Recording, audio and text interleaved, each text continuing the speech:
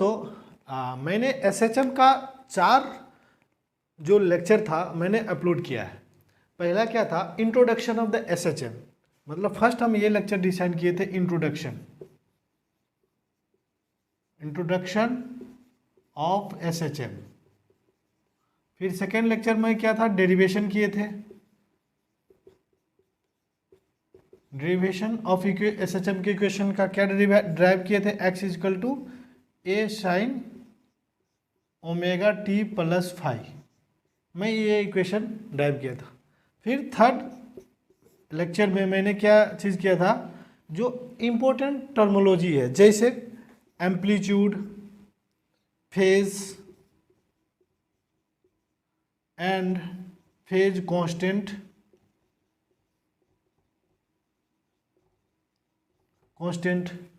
उसके बाद क्या था, इसी में हम टाइम पीरियड और फ्रीक्वेंसी ये सब मैंने डिस्कशन किया था कि फेज किसको बोलते हैं, फेज कांस्टेंट किसको बोलते हैं। तो जो मेरा ये टर्मिनोलॉजी साइन का इस मुंह में जो है, इतने पूरे टर्म को ओमेगा टी प्लस 5 को हम फेज बोलते हैं, और at time t equal to 0 पे जो फेज होगा उसी को हम बोलते हैं फेज कांस्टेंट। फिर टाइम पीरियड और फ्रीक्वेंसी बताए थे। फोर्थ लेक्चर में मैंने ये चीज़ डिस्कशन किए थे, फेजर डायग्राम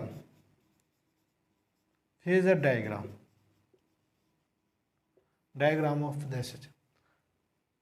और ये तो इसको समझने के लिए ये चीज़ ज़रूरी है, लेकिन ये मोस्ट इम्पोर्टेंट है हमारा फेजर डायग्राम। ऐसा क्यों? क्योंकि आपको फेजर डायग्राम यदि कंसेप्ट क्लियर है तो कोई भी क्वेश्चन हम बोले थे कि चुटकी में आप 10 सेकेंड में सॉल्व कर सकते हैं। आप बोर्ड एग्जामिनेशन क्वेश्चन की बात नहीं कर रहे हैं, आप जो कॉम्पिटिटिव एग्जाम में जो भी क्वेश्चन आती है, जैसे नीट हो गया, आईआईटी जेईई हो गया, जेईई मेंस, जेईई एडवांस, बहुत सिंपल सा ऑब्जेक्टिव क्वेश्चन बनता है और जल्दी फ्रेम आउट होता है। क्वेश्चन तो इसको पढ़ने में लंबा चौड़ा दिखेगा, इसका अरेंजमेंट ऐसा दिखेगा कि पहले ही स्टूडेंट को डरा देता है कि ये क्वेश्चन हमसे नहीं बनने वाला है, लेकिन रियल मायने में क्वेश्चन जितना बड़ा देखने में लगेगा उतना छोटा सोल्यूशन होता है। तो इसीलिए आज हम इस फेजर डायग्राम जो हम डिस्कशन किए थे दोस्तों, यदि कोई भी आप सीरीज नहीं देखे तो 1 2 3 4 पहले देख लें, उसके बाद अभी का लेक्चर अच्छे से समझ आएगा। लेकिन फिर भी मैं ये लेक्चर आपको समझ में आएगा बिना इसको देखे हुए, क्योंकि मैं इस तरह से समझाऊंगा। लेकिन मैं आपको यही सजेस्ट करूंगा कि ये सब पहले देख लें। आज हम फेजर डायग्राम का यूज करके जो हम बोले थे किसी भी क्वेश्चन को 10 सेकेंड में सॉल्व कर लेंगे, तो उसको मैं प्रयास करता है इसको कैसे सॉल्व करेंगे। हमारा जो मेन इम्पोर्टेंट इक्वेशन था क्या था, x equal to a sine omega t plus 5, इसको रेफरेंस में लेना है। और हमारा फेजर डायग्राम क्या था उसको थोड़ा रिवाइव कर देते हैं। ये मेरा फेजर डायग्राम है, ये क्वाड्रेंट 1 था,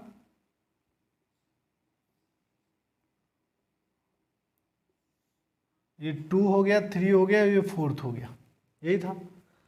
हम आज क्या करेंगे, कुछ फेज देंगे और पोजीशन हम कैलकुलेट करेंगे। फेज देंगे, हम पोजीशन कैलकुलेट करेंगे। फेज क्या हो गया, जस्ट हम ये देंगे, ये कैलकुलेट करना है। क्या बहुत सिंपल है, पुट करना है और यहाँ से इसमें कैलकुलेट कर लेना। कितना सिंपल सी बात है ये। एक इक्वेशन है, 2 वेरिएबल है, एक वेरिएबल दिया हुआ है, दूसरा वेरिएबल वहाँ पूछ रहा है आपको। सिंपल सा फंडा है, आपको कैलकुलेट करना है। देखने में तो यही लगेगा कि फेज दिया, पोजीशन। फर्स्ट हम क्वेश्चन देते हैं कि यदि फेज कितना हो जाए, π/3। अभी हम डायग्राम को बात करते हैं। फेज यदि हमारा π/3 है तो पोजीशन कितना होगा, x हम जानते हैं, पोजीशन की इक्वेशन क्या होता है, ए साइन ओमेगा टी प्लस 5। तो x इजकल टू क्या होगा, ए साइन ओमेगा टी π/3, ये क्या होगा 60 डिग्री। साइन 60 डिग्री के मान कितना होता है, √3/2 इंटू ए। ये मेरा पोजीशन निकल गया। फेज दिए थे, पोजीशन निकल। कहेंगे सर इतना तो हम फेजर डायग्राम क्यों पढ़े, उसी चीज़ पे रिप्रेजेंट फीलिंग कब आती है। कोई भी चीज़ थ्योरेटिकली उसको सॉल्व करो, सॉल्व करने के बाद उसको रिप्रेजेंट करो, तब फील आती है ना कि हमारा जो कंसेप्ट सीखे कितना पावरफुल है, और इस कंसेप्ट यूज कर बड़े से बड़े लंबी क्वेश्चन कितना इजी वे में हम सॉल्व कर सकते हैं। ओके, अब हम ये दोनों चीज़ को हम ग्राफ पे दिखाते हैं, जो फेजर डायग्राम जो ड्रॉ किए थे उस फेजर डायग्राम ड्रॉ करेंगे। हम दो चीज़ बताए थे, फेज कहाँ से मेजर करना है और पोजीशन कहाँ से मेजर करना है। पोजीशन हमेशा जो होगा ये मीन पोजीशन है, यहीं से मेजर करे होगा, चाहे फर्स्ट क्वाड्रेंट हो, सेकेंड हो, थर्ड हो, फोर्थ हो, कहीं भी पार्टिकल हो, तो हमारा मीन पोजीशन से ड्रॉ कैलकुलेट करना है। और यदि वो पॉजिटिव होगा तो राइट साइड होगा, राइट साइड को पॉजिटिव कंसीडर करना है, लेफ्ट साइड को नेगेटिव कंसीडर करना है, बस सिंपल सी यही फंडा है, साइन कन्वेंशन है हमारा। बट लेकिन जो फेज कैलकुलेट करना है हमेशा यहाँ से कैलकुलेट करना है। यदि यहाँ का कैलकुलेट करेंगे तो यहाँ से यहाँ तक, यहाँ लेंगे तो यहाँ से यहाँ तक इतना, मतलब हमेशा यहाँ से फेज कैलकुलेट करेंगे। दो चीज़ का साइन कन्वेंशन ध्यान रखना। अब फेज हमारा क्या है, π/3। तो हम एक रफली ड्रॉ किए थे कि हमारा कुछ एक पॉइंट ऑफ रेफरेंस था कि वहाँ पे फेज क्या है। तो यहाँ पे मेरा 0 था, यहाँ पे मेरा π/2, यहाँ पे मेरा पाई, देखो सीक्वेंस बन रहा है 90 फिर 90 π/80, फिर ये क्या होगा 3π/2 है, फिर उसके बाद यहाँ पे क्या होगा 2। हमारा जो फेजर डायग्राम का कुछ जो सर्टेन इंपॉर्टेंट पॉइंट था वहाँ पे मैं फेज रिप्रेजेंट कर दिया। अब ये मेरा फेज कितना है π/3, तो π/3 का 60 डिग्री कहाँ से होगा, पार्टिकल कहीं पे यहीं पे होगा। तो यहाँ से यहाँ जो हमारा पोजीशन होगा कितना होगा √3/2a, और यहाँ का जो फेज होगा हमारा π/3 रिप्रेजेंट कर दी। इसका इंटरेस्टिंग है क्योंकि जो सॉल्व किया मैं उसको अभी फेज पे बना रहा हूँ, इसको मैं स्ट्रॉन्ग मतलब बेस बना रहा हूँ, इस क्वेश्चन को समझा रहे एक्चुअली में क्या है। समझ जाने के बाद हम कितना आसानी से सॉल्व कर लेंगे किसी भी क्वेश्चन को। ओके, फिर दूसरे क्वेश्चन हमारा यदि फेज दे दे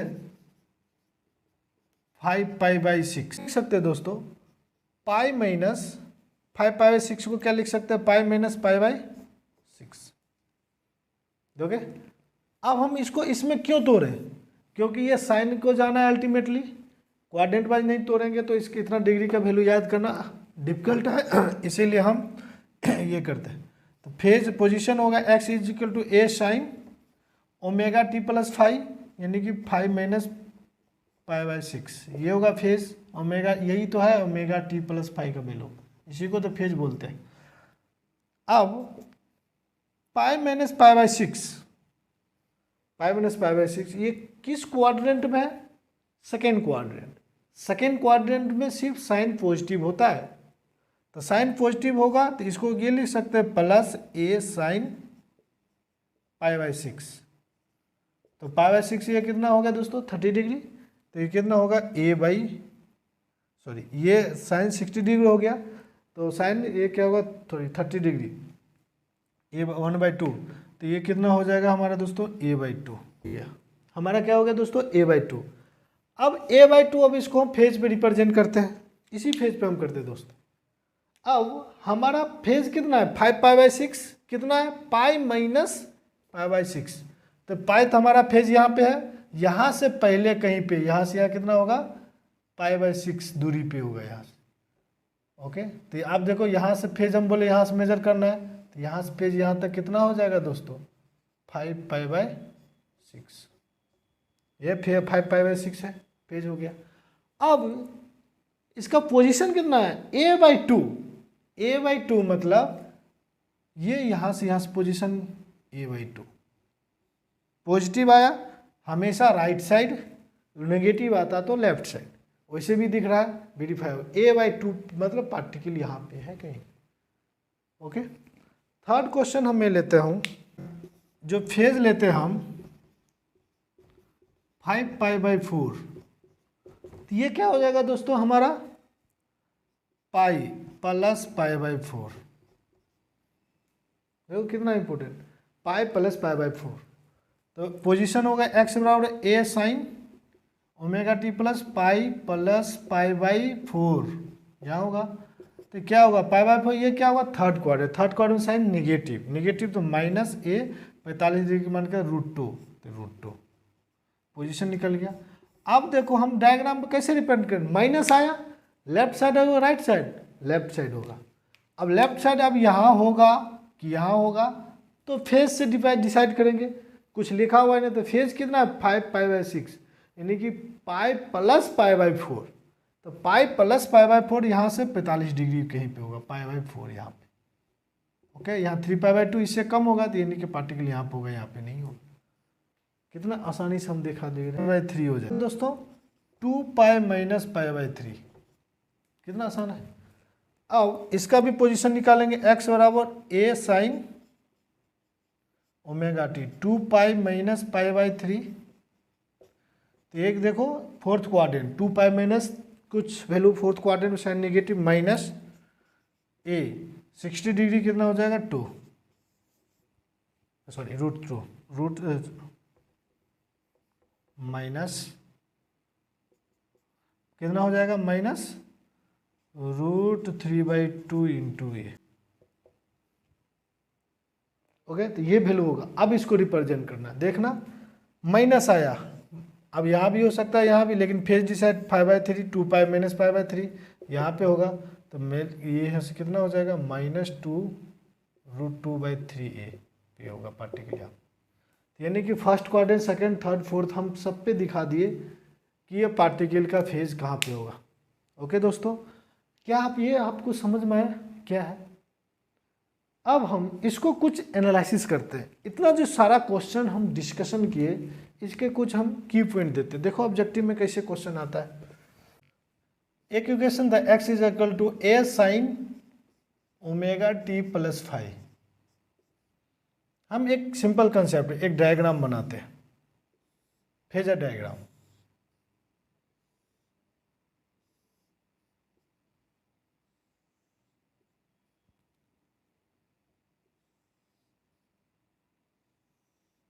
यहाँ पे 0 था फेज हमारा, यहाँ पे π/2, यहाँ पे पाई, यहाँ पे 3π/2, यहाँ पे 2π। ओके, अब हम करते हैं इसको, इसका क्वाड्रेंट 1, क्वाड्रेंट 2, क्वाड्रेंट 3, क्वाड्रेंट 4 मैं ये रिपोर्ट कर दिया। केस 1, केस नंबर 1, यदि फेज का वैल्यू 0 और 90 डिग्री से कम हो, 0 90 डिग्री से कम हो, तो किस क्वाड्रेंट हो जाएगा, first quadrant, first quadrant, first quadrant होगा। तो इस केस में जो फेज होगा हमारा, फेज का वैल्यू होगा, फेज का वैल्यू जो फेज का जो वैल्यू होगा 0 + 5, 0 + 5, तो मतलब जो भी थीटा होगा उसमें 0 ऐड करना पड़ेगा। सेकंड, केस सेकंड, यदि हमारा फेज के वैल्यू π/2 से ज़्यादा होगा और हमारा पाई से कम होगा, क्या होगा, सेकंड क्वाड्रेंट। किस में जाएगा, सेकंड क्वाड्रेंट। सेकंड क्वाड्रेंट में फेज कितना होगा दोस्तों, जो भी वैल्यू होगा फाई का वैल्यू, तो हमारा π/2 प्लस हमारा फाई ऐड करना है, π/2 + π/2। देखो π/2 इसमें जो भी फेज होगा, जो फाई का वैल्यू होगा, फेज सॉरी थीटा का वैल्यू जो भी होगा उसको हटा दो, फेज नहीं, वो थीटा फाई का वैल्यू है। तो जो फेज होगा हमारा, फेज कितना हो जाएगा π/2 + फाई वैल्यू होगा। ओके, मतलब 5 + π/2। उसके बाद केस थर्ड, तो जो फेज होगा, ये ऐसे कर सकते हैं कि जो सेकेंड क्वाड्रेंट में, थर्ड क्वाड्रेंट में होगा, जो फेज का वैल्यू होगा कितना, पाई + 5 होगा। और थर्ड क्वाड्रेंट में जब रहेगा तो उस केस में फेज का जो वैल्यू होगा, फेज का वैल्यू हो जाएगा 2π - 5। मतलब फाई हमेशा, लेकिन थीटा पता चल गया तो फेज आराम से लिख सकते हैं। फर्स्ट क्वाड्रेंट होगा, फेज होगा एज इट इज होगा। सेकेंड क्वाड्रेंट होगा तो उसमें 90 डिग्री ऐड करना पड़ेगा। थर्ड क्वाड्रेंट होगा तो उसमें पाई 180 डिग्री ऐड करना पड़ेगा। और यदि हमारा फोर्थ क्वाड्रेंट होगा तो 2π 160 डिग्री में, सॉरी 360 डिग्री में सब्सट्रैक्ट करना पड़ेगा, तब हमारा फेज वैल्यू निकल जाएगा। मैंने जो पिछले बार क्वेश्चन हम प्रैक्टिस किया, अभी जस्ट मैं जो किया, उस पर मैं कुछ ग्राफ पे क्वेश्चन में से दे देगा कि एसएचएम इसका फेजर डायग्राम दे दिया रहा है, कहेगा कि ये पार्टिकल है जो थर्ड क्वाड्रेंट में, यहाँ पे पार्टिकल ए है, सॉरी एक्स पोजीशन x1 मतलब p पोजीशन पे है। अब कहेगा इस पार्टिकल का हमको फेज कैलकुलेट करना है और पोजीशन कैलकुलेट करना है। तो हमको पता है कि पोजीशन जब भी कैलकुलेट करना है यहाँ से कैलकुलेट करना है हमको। इस पार्टिकल का जो पोजीशन होगा हमेशा यहाँ से होगा, मान लेते हैं x, और फेज कहाँ से होगा, यहाँ से स्टार्ट करेंगे, यहाँ से करते हुए यहाँ पे हो गया। बस यही है, रेफरेंस यही बताया कि पोजीशन हमेशा मीन पोजीशन से कैलकुलेट होगा, लेकिन जो फेज होगा हमेशा इनिशियल पोजीशन से होगा। तो आपको दिख रहा है जो ये चीज़ किए तो आपको सोल्यूशन दिख रहा है। कैसे? तो फेज कितना होगा दोस्तों, कितना से यहाँ से कैलकुलेट करना है, यहाँ से यहाँ π/4 है, तो यहाँ से यहाँ कितना होता है पाई, हमको पता है। तो क्या होगा पाई प्लस π/4, तो कितना हो जाएगा 5π/4। पोजीशन कैलकुलेट करना है x, तो फेज पता हो गया, तो x इजिकल टू कितना होगा a sin ω t प्लस 5π/4, 5π/4। तो ये कितना पाई प्लस π/4 किस quadrant, third quadrant. Third quadrant में क्या होता है निगेटिव, तो -a/√2। देखो माइनस क्या इंडिकेट करता है, लेफ्ट साइड आया भी, पार्टिकल लेफ्ट साइड है भी, वैल्यू कितना है √2। इतना आसानी से देखो, उस पिछले सवाल जो किए क्वेश्चन ऐसे आएगा, डायग्राम दे देगा, इसका पोजीशन फेज पूछ देगा, पोजीशन पूछ देगा, कैलकुलेट कर सकते हो। सेकंड क्वाड्रेंट, ये पार्टिकल है फेज फोर्थ में -√3a/2 पे है यहाँ से, तो कहेगा फेज और पोजीशन निकाले। तो हमारा देखो, तो सब इस क्वेश्चन में हमारा फेज दे दिया, इस क्वेश्चन में हमको क्या दे पोजीशन दे दिया। तो पोजीशन दे दिया तो सबसे पहले इक्वेशन के यूज करेंगे x बराबर a sin ω t plus 5, x के लिए -√3/2 a sin, इसको फेज के p बोलते हैं, फेज a से कैंसिल आउट होगा, तो फेज इजिकल टू क्या होगा साइन -√3/2, तो -√3/2, तो इसका वैल्यू कितना होगा 5π/3। तो फेज हमारा निकल गया। तो पोजीशन चूंकि दिया हुआ था तो फेज डायरेक्ट क्या होगा 5π/3, हमारा आराम से निकल गया। तो मैं जो दो क्वेश्चन दिए थे जो प्रैक्टिस किया, अब इसको हम आगे बढ़ते हैं। एक क्वेश्चन दे दिया है, एक पार्टिकल कितने पोजीशन है +a/2 पे है, तो हम बोले थे पोजीशन हमेशा प्लस होगा माइनस होगा, प्लस होगा तो राइट साइड होगा और माइनस होगा तो लेफ्ट साइड होगा।